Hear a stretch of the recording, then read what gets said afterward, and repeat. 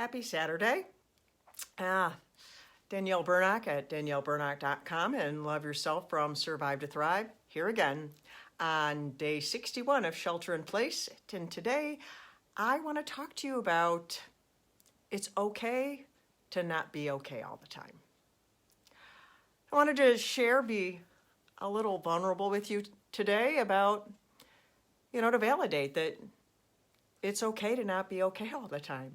I am very positive. I encourage you to be positive every day. I encourage myself to be positive every day. And that's what I want to do. I'm a very positive person, but every day isn't awesome.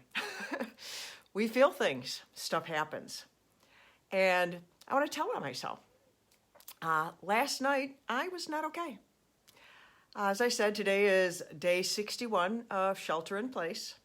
And here in Michigan, it was supposed to end next Thursday. But yesterday, our governor extended it for another 2 weeks. And I was not happy.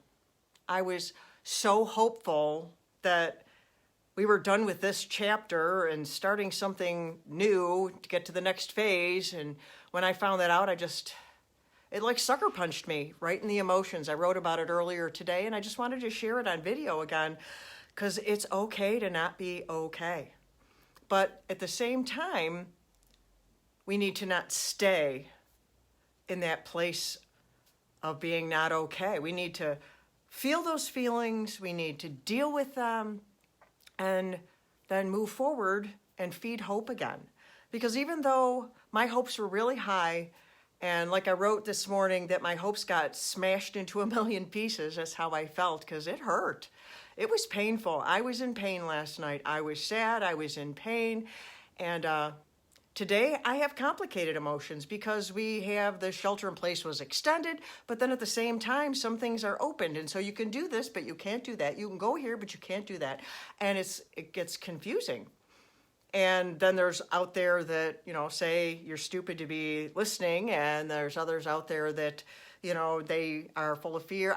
We're all over the place. There's so many emotions with all of this. Wherever you are at, I just want to encourage you to feel the feelings, deal with the feelings, and then move forward, but do the grief work. If you've, whatever you've lost, we lose big things, we lose little things. But just because something small was taken away, that doesn't mean it didn't hurt. We don't go to bed for a whole day because she extended it for 2 weeks, But I feel.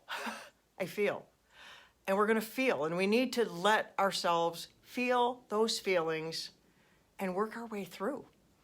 Because this is a big, complicated mess that we're walking through. And people are in all different places, all different stages of danger, people who've been working through the whole thing, people who have not gone out at all. It's all over the place. The emotions are everywhere. So I encourage you. I talk about trauma. I talk about emotions. I talk about being positive. I talk about how I love you.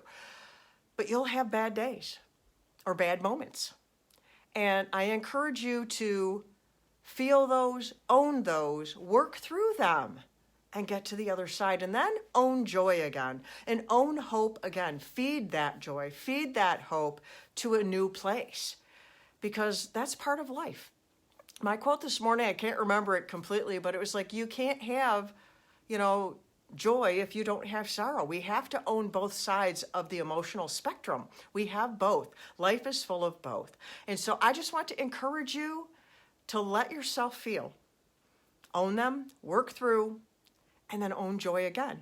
And encourage others along in the process also. And I love you, and I want you to take care of your emotional self because it's important. Our emotional self feeds our physical self because our emotional self goes through our mind and our thoughts. And our thoughts, they affect our body. We are a 3-part being. And in our soul. Our soul is our mind, our will, and our emotions, and they all affect our body. And then we have a spirit, and it all works together like a great big tapestry. And so I want to encourage you today because I love you. And so until tomorrow, I love you. Danielle Burnock at danielleburnock.com, and Love Yourself from Survive to Thrive. I love you.